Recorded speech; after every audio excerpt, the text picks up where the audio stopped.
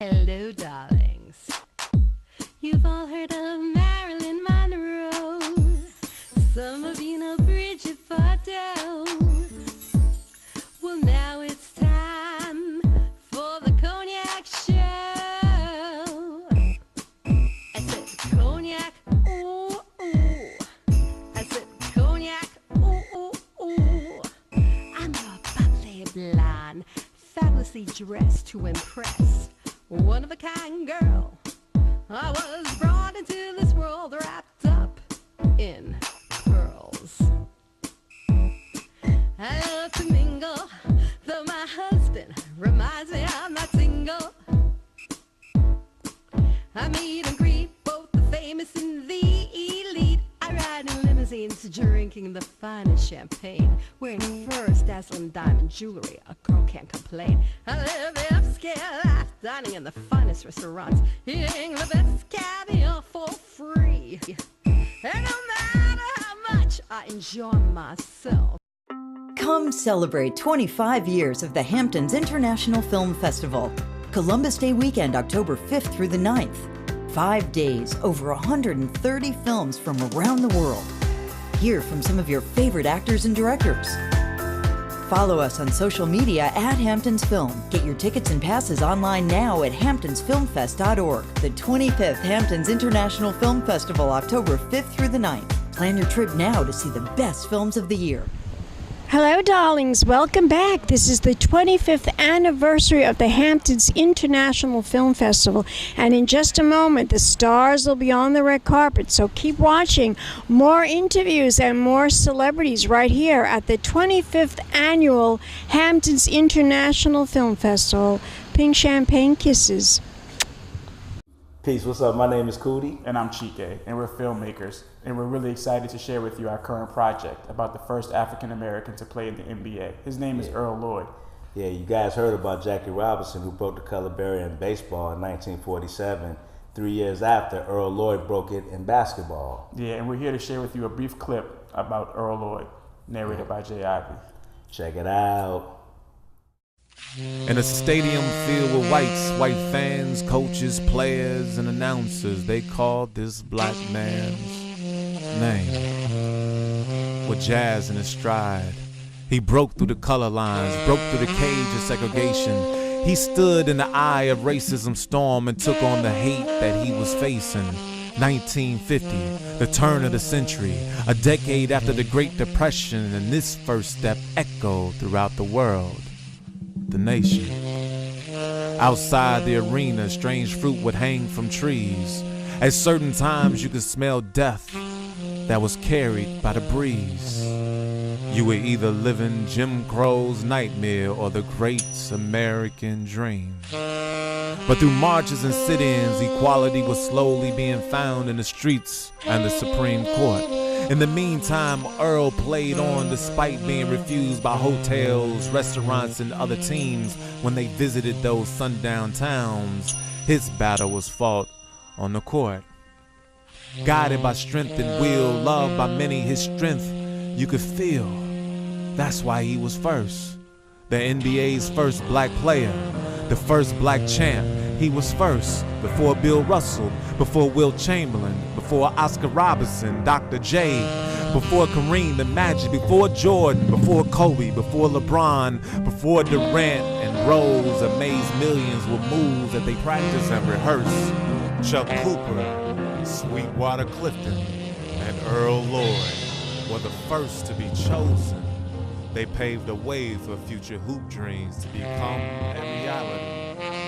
Their first steps became golden. Now that you've seen that clip, I'm sure you can understand the importance of telling this story. It's not just a story about African American history. It's not just a story about basketball history. It's a story about American history, and it's important that we preserve it. Right, and how great is it that Earl Lloyd can tell his own story, you know, his own experience, his own journey through his voice. So, you know, that's... And help us tell this story right. You know, come on this journey with us. For that, we need your support. We need your help. Donate what you can and embark and preserve history with us. You know, courtside seats, you know, see the life of Earl Lloyd and help us. You know, this story is really, really important to us, and let's go, you know. There's tons of great rewards on the way. Yeah. Be a part of history, preserve history, donate. Thank you.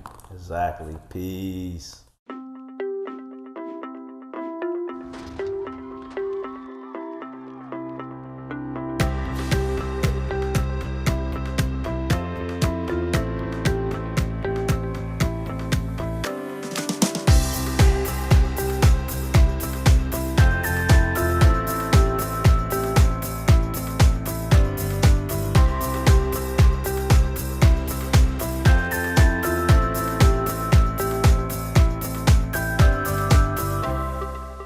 Welcome back, darlings. I'm here at the 25th Hamptons International Film Festival, and I'm here with these two fabulous guys. They're filmmakers, they're sexy, and they have a whole lot to say about their movie and how excited they are to be here at the Hamptons International Film Festival. Introduce yourself to the camera. How you doing? Well, I'm CHIKE. Beautiful yourself. Thank you, darling. And my name is COODIE. COODIE. Yep. So tell us about this film. It's groundbreaking. I heard so much about it. It's about sports. It's about athletes. It's all about somebody extremely famous. Absolutely. Tell my audience the story, the synopsis about the film. Well, we're really excited to present this film here today. It's really important, I think, at the racial climate that's going on right now in the world that we're telling the story, but it's about the first African American to play in the NBA. 1950, stepped on the court, Halloween. And, you know, his impact that he had has been great because there's so many black players that are playing in the NBA now, unlike at the time that he stepped on the court. And so we felt that it was so important to tell his story because not only was it just a basketball story, it's also a story about American history. So it certainly is. Now, tell my audience, why this particular athlete? Why him? I mean, not just because he was the first black American. Can you tell my audience why you picked him, really?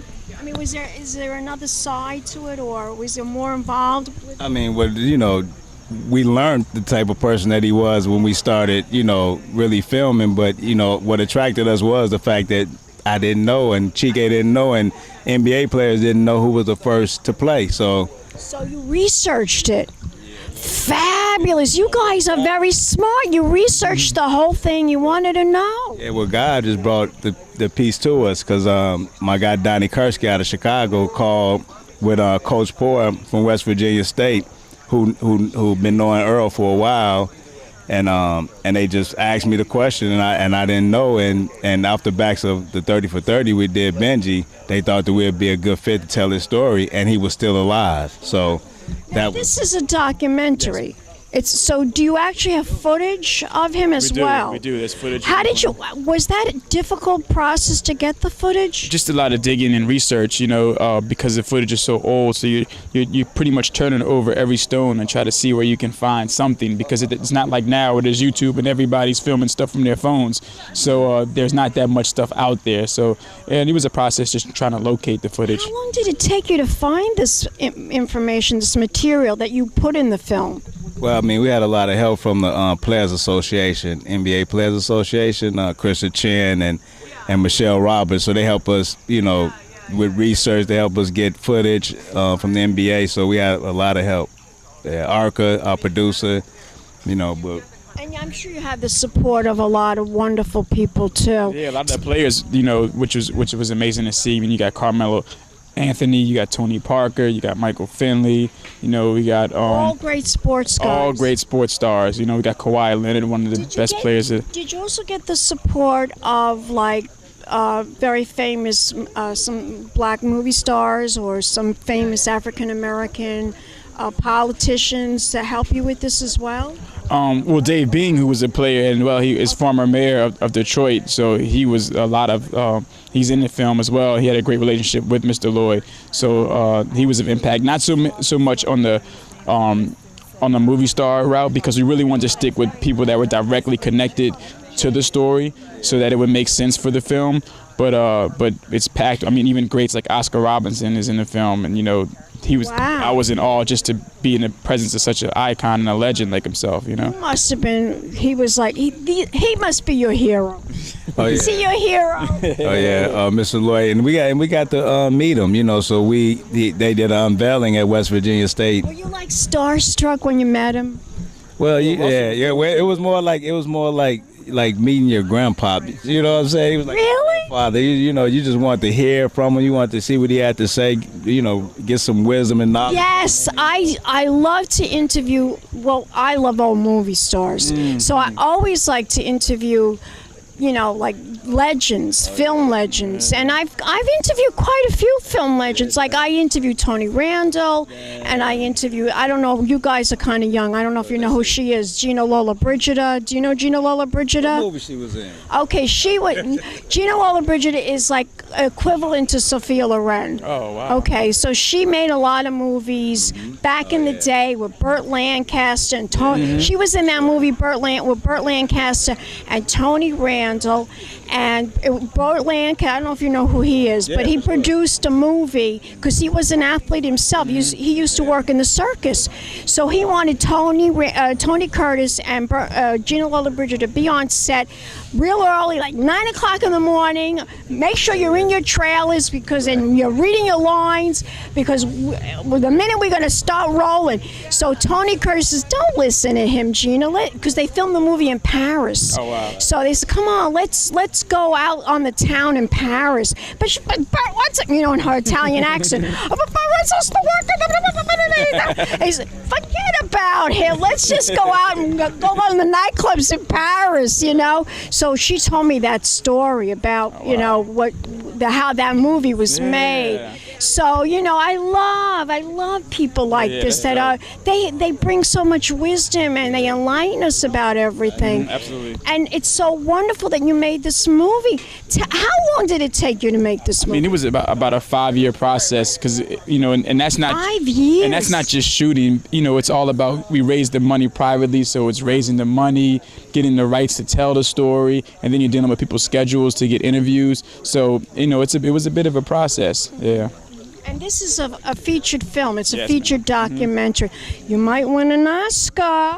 Hey, let's go. Hey, she put it in there. Let's Your lips to God's ears. You know something? I'm very lucky. I bring up people a lot of luck. Last year, I interviewed the director from the White Helmets, and he won the Oscar. Let's go. And I said, oh shit, he won the Oscar. It's the charm right here. It's the good luck charm. There you go. Yeah. There you go. Well, you guys are terrific, and I'm so excited about your movie. Thank you. I want you to tell us, where can we go to learn more information? Do you guys have a website about this film? We do. You can go to thefirsttodoit.com. And firsttodoit.com. Yes. Love it. I love the name. I love the name of the film. I love you guys. I think you're both very intelligent. I think you're both sexy. Oh, thank you. I want you to also tell my audience, can we follow you guys on Facebook and Instagram? Absolutely. You can follow me on Facebook at CHIKE, CHIKE, and on Instagram, Kozah, COZAH. Right. And me, I'm COODIE Rock, COODIE ROCK, COODIE Rock. That's Instagram and Facebook. Yeah. Okay, well, you guys are gorgeous. Give me a kiss. Mwah. Don't go away yet. Don't go away yet. We'll be back in a moment, darlings, with more interviews and more celebrities right here at the 25th Hamptons International Film Festival. Keep watching. Pink Champagne Kisses.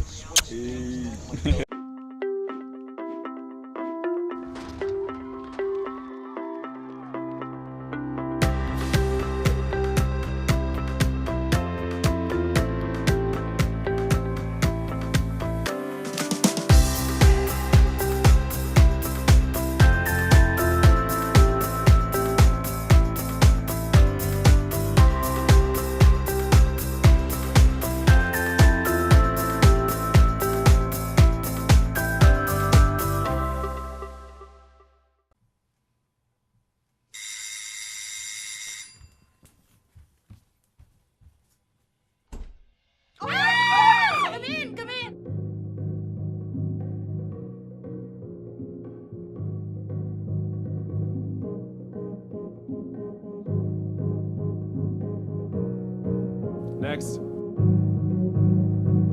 Next. Next. We just want to have a fun night.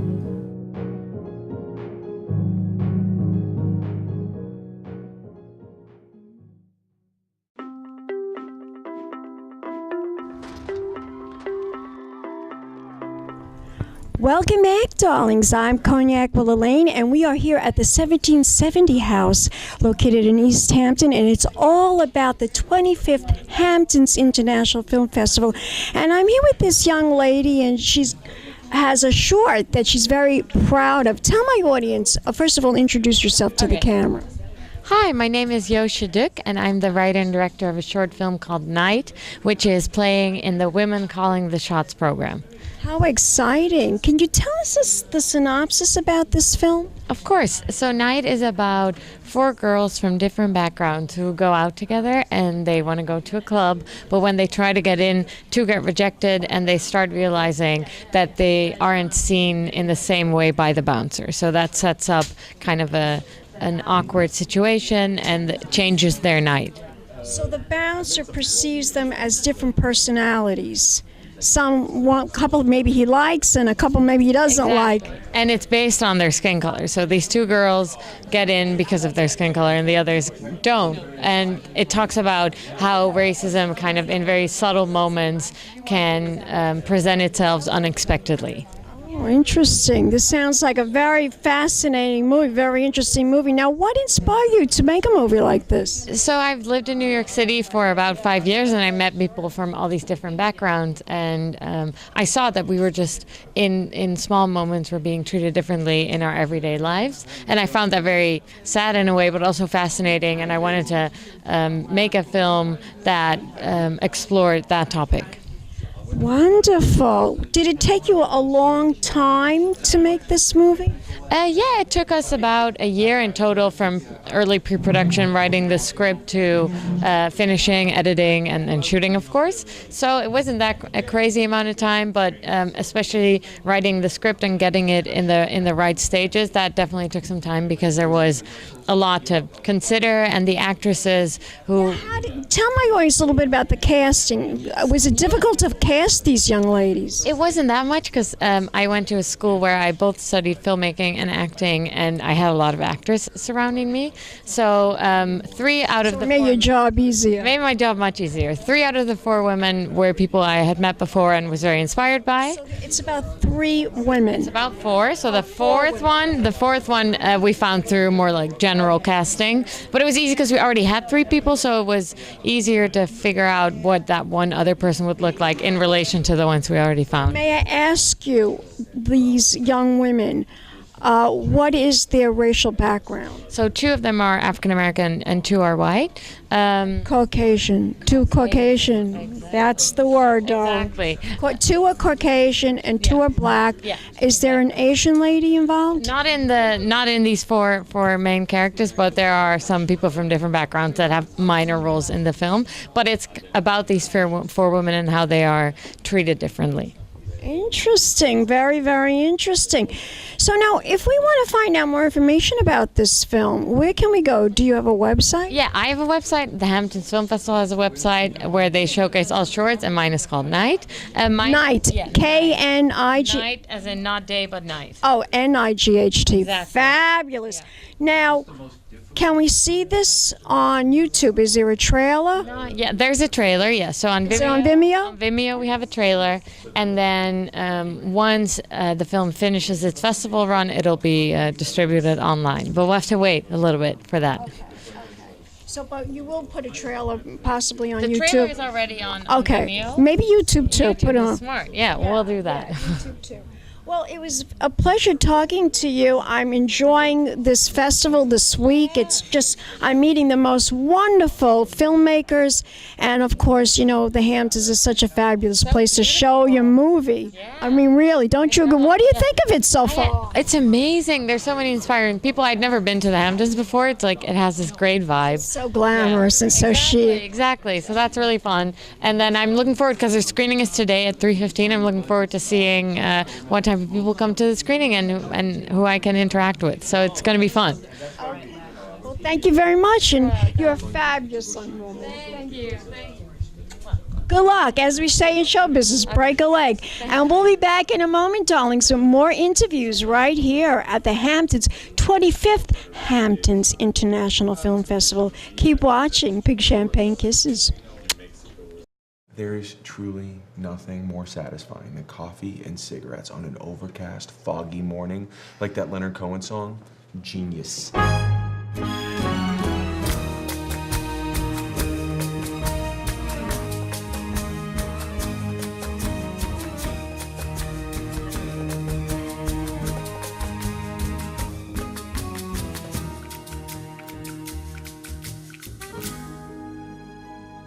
Welcome back, darlings. I'm Cognac Wellerlane, and I'm here with this filmmaker, and she's very excited to be here at the 25th Hamptons International Film Festival, and she's going to introduce herself and tell us about her short film. Yes. Hi, I'm Annabelle Attanasio, and I'm here with the film Frankie Keeps Talking. Frankie Keeps Talking.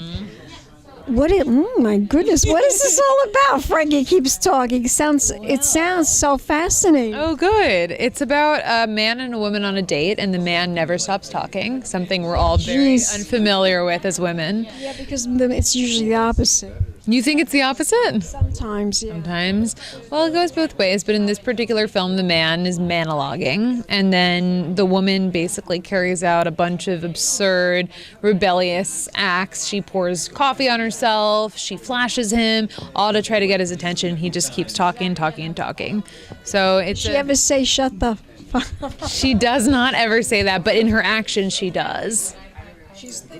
She's thinking it. She's thinking, why don't you see me? So it's a film very much about, our desire to be seen by the people we go out with, and as well as, the fact that sometimes we sacrifice our own dignity to just have a lover in our lives.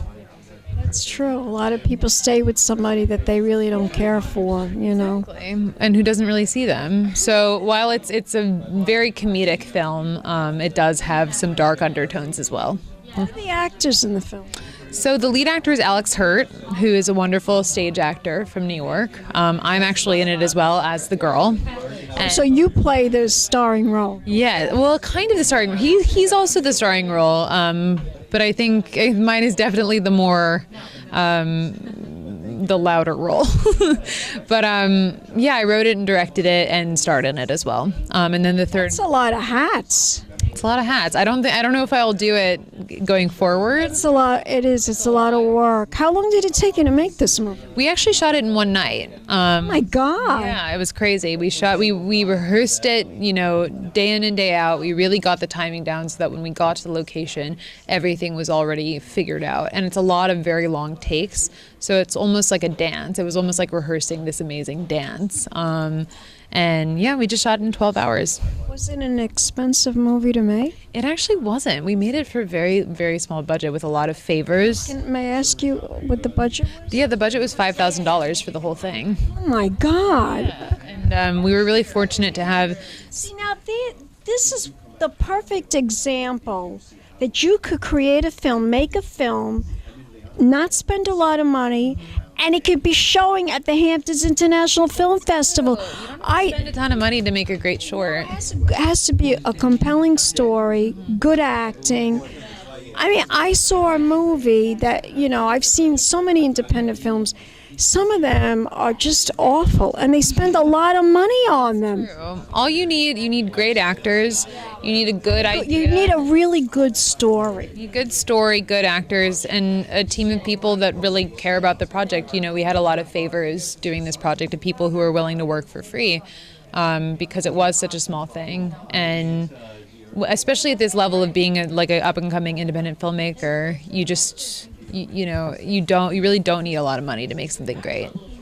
You don't. Yeah. So the money was spent on the camera equipment and stuff like that, and location? Yeah, location, the equipment for sure, costume, there's a lot of props, a lot of gags, a lot of, there's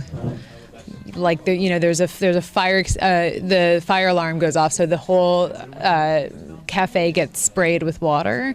There's like a simulated fire. There's a lot of crazy stunts, I guess. So a lot of it was spent on that, on the production value. Wow. Yeah.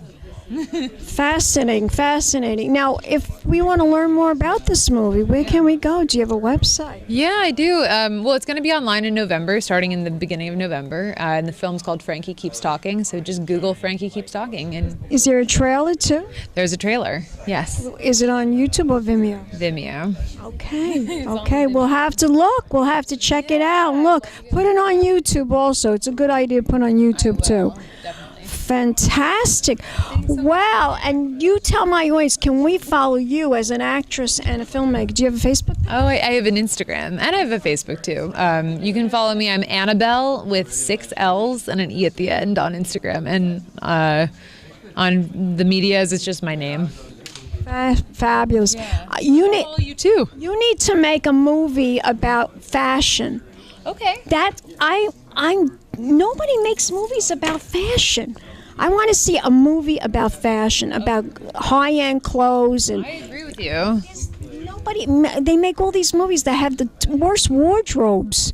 I agree. What's your favorite costumed movie you've ever seen? You know, last night I interviewed Julie Andrews. And back in the day, in the 60s, they used to make they've always made fabulous movies with wonderful costumes.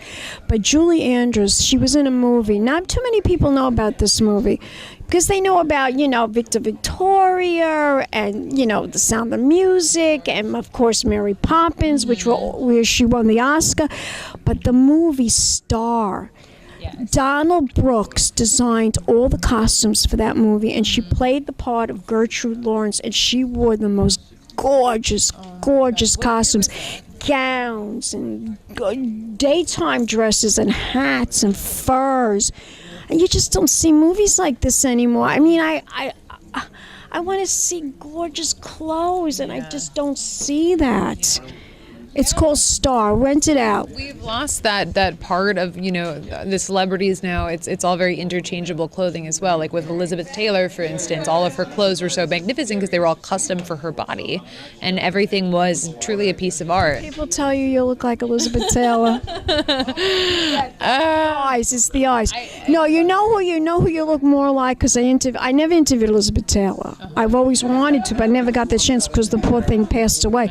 But you know who very young Joan Collins, because she has the same color eyes as you. Thank you. I will take that. I love that. Well, you were a joy to interview, and thank you so much. And give me a kiss. Oh, your lovely hat. Yes, and as we say in show business, darling, break a leg. That means good luck. And we'll be back in a moment with more celebrity interviews and more filmmakers right here at the 25th Hamptons International Film Festival. Pink champagne kisses. Hello, darlings. You've all heard of Marilyn Monroe. Some of you know Bridget Fordell.